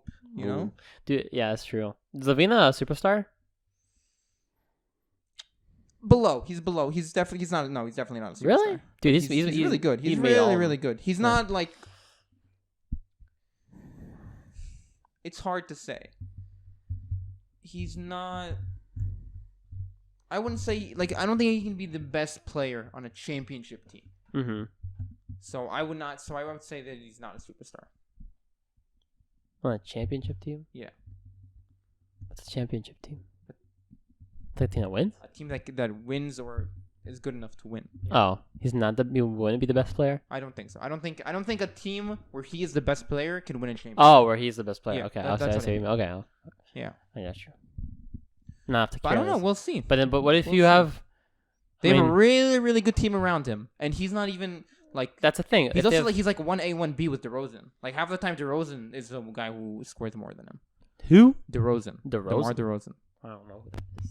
Dude's getting buckets. Dude, I'm having a hard time. I don't really know people in the NBA. You'll get the hang of it. I'm not getting a hang of it though. You will. It takes time. Only once I started doing my research, I'm like, okay, this is this guy, and this is. You gotta do some research, maybe. Yeah. It takes time, bro. Yeah. I didn't know shit when I first started following it either. Yeah. Fuck, you've been following it since when? Zion, which was 7th grade, so like 7 years now. Oh, when I moved to Israel, I started following it. All right. Of course, we gotta finish the podcast in a classical way where we talk about basketball because we haven't done that in a long time. We haven't done that for a while. Yeah. But I have to pee really bad. Anyways, this has been the Slice Spice podcast. You can follow us at nothing because we don't have any social media. And have a nice day. Bye.